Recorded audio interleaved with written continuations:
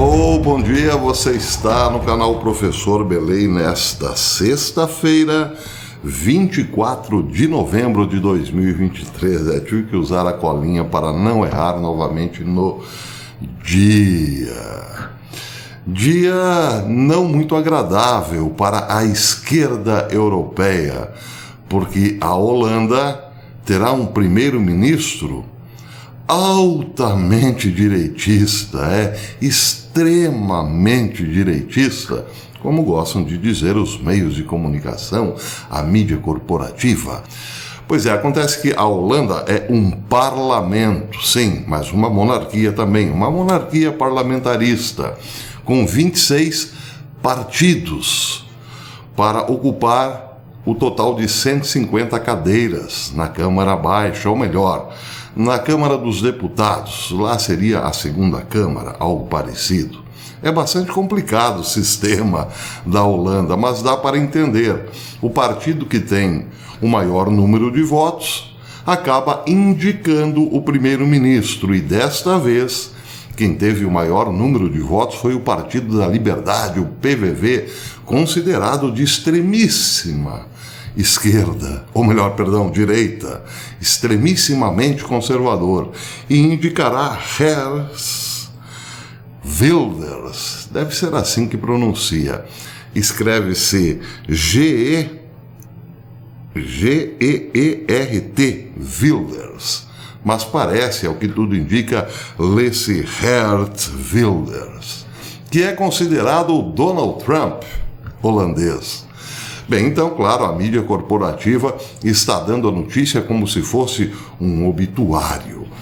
O Infobae, por exemplo, disse o seguinte: os eleitores atribuíram 37 dos 150 assentos no parlamento holandês ao Partido Liberdade, que é anti-muçulmano, anti-migração e anti-União Europeia, liderado por Geert Wilders.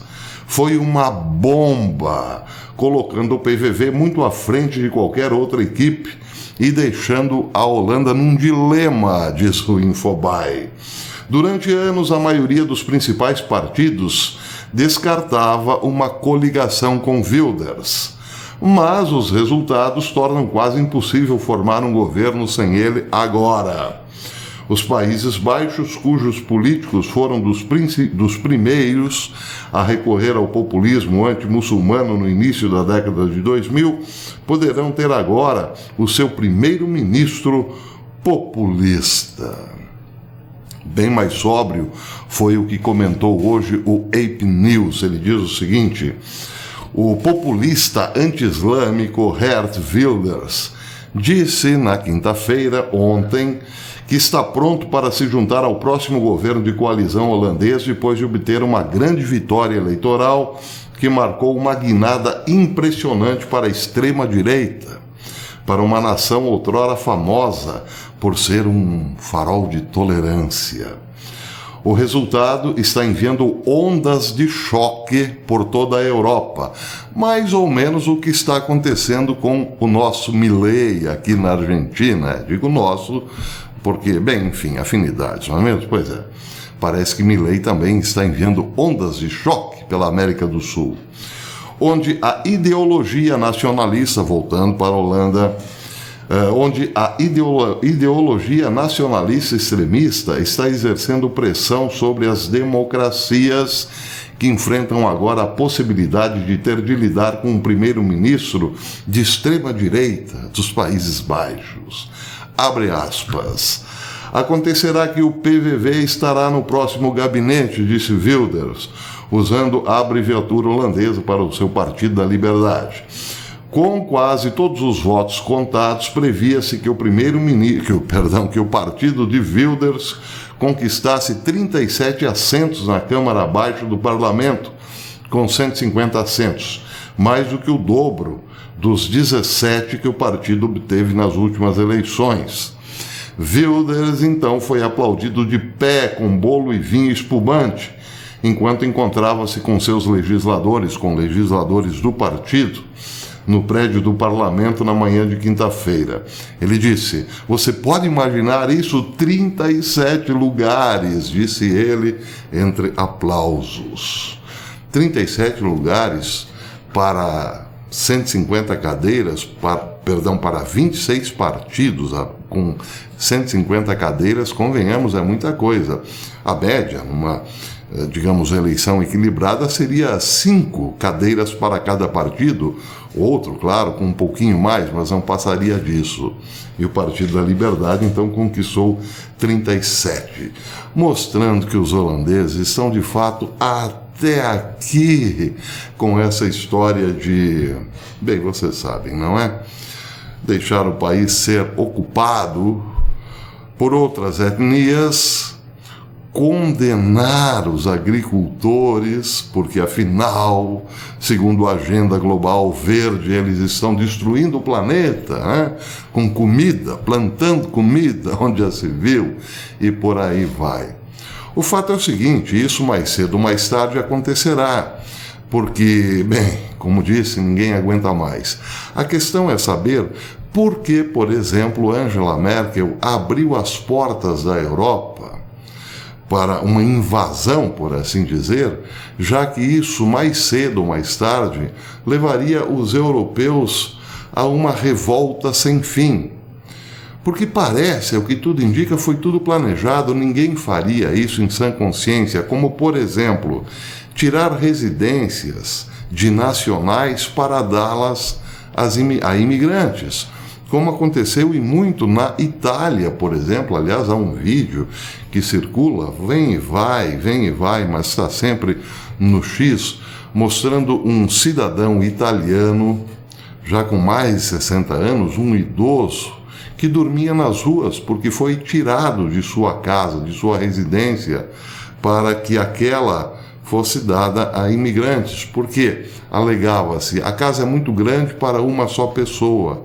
Bem, ele não tinha recursos para alugar um quartinho, sabe-se lá o quê, e acabou parando nas ruas, enquanto a sua casa, sim, foi dada para imigrantes. Bem, isso, evidentemente, levaria a Europa, num determinado momento, a rever a sua política de imigração, não é mesmo? O povo realmente não aguenta mais, porque existem inúmeros relatos, por exemplo, de que esse povo todo que vem chegando já há bons 20 anos não quer se adaptar aos costumes locais, antes, pelo contrário, quer impor os seus costumes, a sua cultura, sobre uma Europa envelhecida. Não obstante, parece a Europa está acordando. Acha que chegou o momento de rever essas políticas. Só que isso não será feito assim com flores, certamente. Então a pergunta que fica é: foi tudo feito de caso pensado?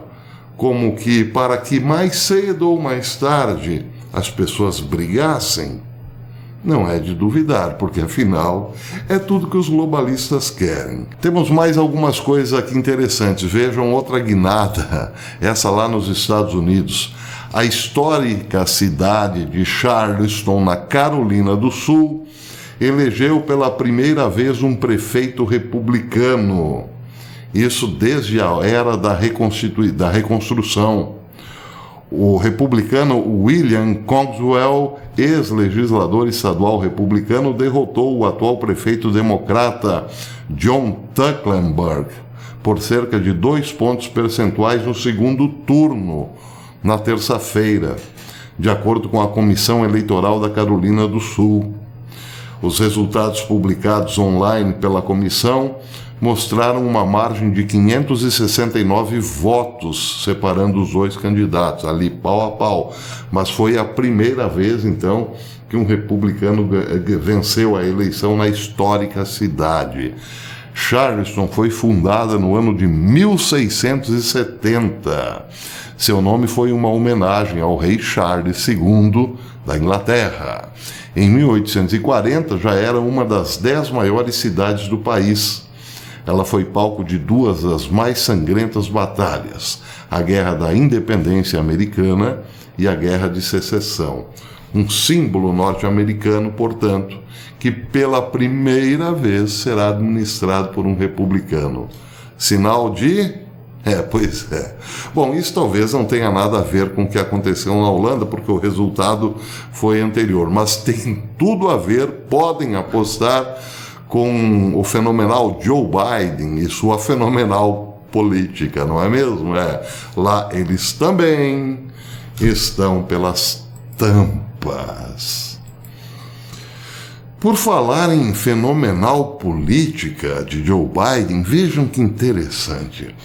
Políticos e militares altamente graduados dos Estados Unidos frequentavam bordéis de altíssimo nível administrados por coreanos. Investigadores federais divulgaram mais detalhes sobre uma rede de bordéis sofisticados que atendiam políticos, oficiais militares e prestadores de serviço do governo Biden, revelando que os alegados líderes mantinham registros impecáveis da sua operação milionária nos livros de contabilidade.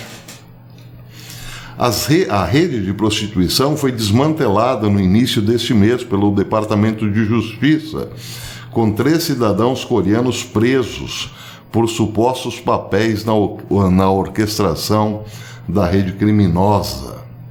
Bem, aqui está o nome dos coreanos, mas para nós pouco interessará os seus nomes e CPFs. O fato é que, sim, muitos políticos e altos militares foram pegos com batom no colarinho.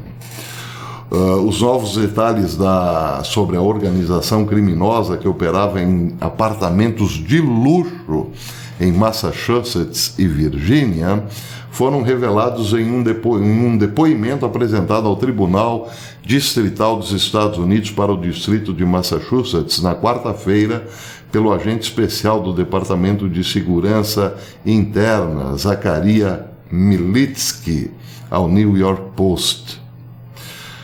Um dos agentes coreanos dos bordéis, descrito como líder, escondia mais de $1 milhão em receitas da prostituição.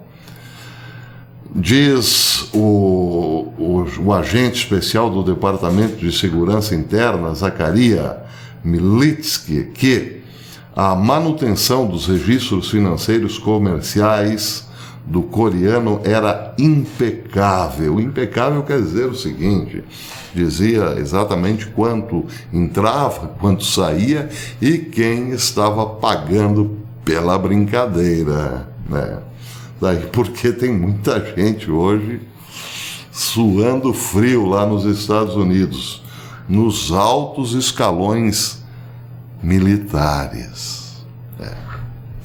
Certamente um dia os maus militares pagarão pelo que está acontecendo nos Estados Unidos e em outros países também, não é mesmo? Convenhamos, em outros países também.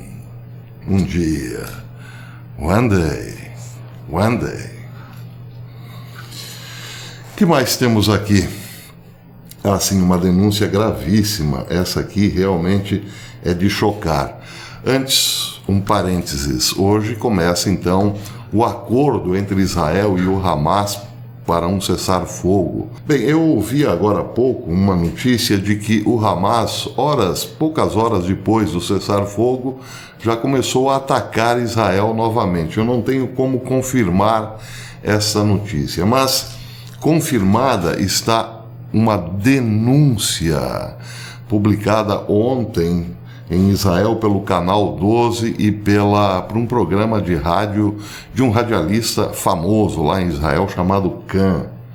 A denúncia diz o seguinte: os soldados da prestigiada Unidade de Inteligência de Sinais 8200 das Forças de Defesa de Israel teriam alertado os oficiais superiores antes das atrocidades de 7 de outubro que o Hamas estava preparando uma invasão em massa a Israel altamente organizada e meticulosamente planejada, mas foram informados de que as suas preocupações eram fantasiosas.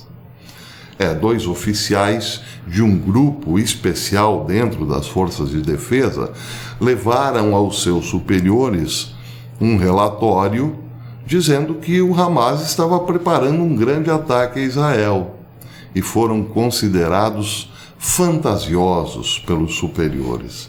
Deixaram tudo de lado e até provavelmente olharam com muita estranheza para os dois oficiais que estavam relatando a possibilidade de um grande ataque.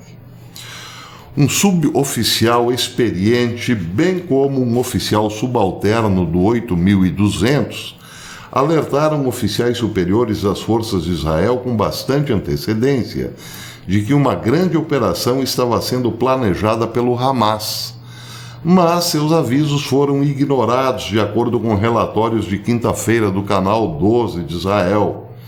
As denúncias sobre uma possível invasão do Hamas incluíam relatórios apresentados por soldados de vigilância das forças de defesa, baseados na fronteira de Gaza, que detalhavam exercícios incomuns do Hamas 3 meses antes do 7 de outubro, 90 dias antes do ataque. O relatório foi apresentado a um oficial superior da FDI, que rejeitou os seus avisos como fantasias e não agiu de acordo com a informação, disse o Canal 12. Eles foram informados em tempo real, havia tantas coisas que deveriam ter acontecido e que deveriam ter acionado os sinais vermelhos e nada aconteceu, disse uma fonte não identificada da unidade 8.200 da rede do Canal 12.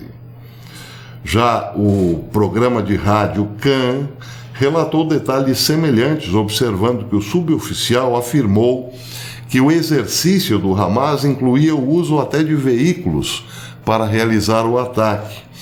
O suboficial alertou também que o ataque que o Hamas estava planejando era em uma escala tão grande que poderia desencadear uma guerra total. O oficial superior, informado pelo sargento, teria concordado que a informação que tinha era substantiva, mas disse que era necessário fazer uma distinção entre o que o Hamas poderia de fato realizar e o que poderia realizar apenas na fantasia, como possibilidade. Kan, o radialista, separadamente relatou que antes de 7 de outubro, as forças de defesa obtiveram posse de um manual de terror do Hamas que descrevia como conquistar a região fronteiriça de Gaza, no sul de Israel. O manual descrevia a tomada de posições das forças de defesa, a captura de kibbutzim e as cidades da região, o assassinato e o sequestro de residentes e o ataque e conquista de 3 cidades regionais, Sderot, Ofakim e Netivot. Descrevia também como seriam utilizadas caminhonetes para encenar a invasão, juntamente com motos e asas delta, bem como o uso de mísseis antitanque sob a cobertura de foguetes e morteiros vindos de Gaza, da mesma forma como aconteceu em 7 de outubro. Exatamente da mesma forma como aconteceu. Então, isso aí. Alguém terá que responder por isso. Alguém da área militar, evidentemente. Alguém muito graduado. Aí você olha para os Estados Unidos e vê militares altamente graduados frequentando bordéis de luxo de uma rede de prostituição coreana. E aí você olha para Israel e vê militares dando de ombro para informações muito detalhadas, que de fato vieram a se concretizar. Dando de ombro, deixa disso, isso é bobagem. O que está acontecendo com os militares? Seria o caso também de uma rede coreana lá em Israel, a ponto de que os militares já não sejam mais, digamos assim, tão atentos com as questões de defesa, mas mais preocupados com as questões de lazer e prazer, por exemplo? Seria o caso de estarem todos corrompidos pelos prazeres da vida? Perguntas, não é? Perguntas que nesse momento têm sim alguma relevância. O que está acontecendo? Mais cedo ou mais tarde, tudo isso terá que ser esclarecido. Tudo isso virá certamente à tona. Tomem tenência, senhores militares, tomem tenência.